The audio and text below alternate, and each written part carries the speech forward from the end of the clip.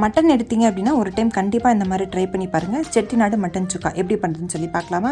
அதுக்கு ஒரு மசாலா ரெடி பண்ணணும். 1 ஸ்பூன் மல்லி, 1 டேபிள் ஸ்பூன் அளவுக்கு மிளகு, 1 டேபிள் ஸ்பூன் சீரகம், 1 டேபிள் ஸ்பூன் சோம்பு நல்லா வந்து ட்ரை ரோஸ்ட் பண்ணிக்கோங்க. எண்ணெய் சேர்க்க தேவையில்லை.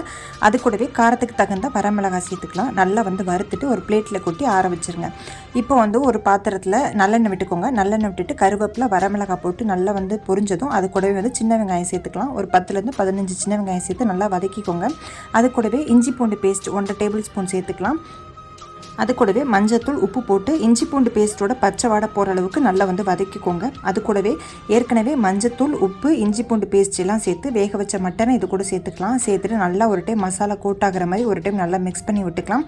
அது கூடவே நம்ம வந்து ஏற்கனவே வறுத்து வச்சிருந்தோம்லே அந்த மசாலாவை மிக்சியில் நல்லா வந்து ஃபைனாக அரைச்சிட்டு அதே வந்து இது கூடவே சேர்த்துடலாம். நல்ல எண்ணெயிலேயே சுருள சுருள வதக்கிட்டிங்க அப்படின்னா செட்டிநாடு மட்டன் சுக்கா சூப்பராக ரெடி ஆகிடுச்சு. கண்டிப்பாக நீங்களும் ட்ரை பண்ணி பாருங்கள்.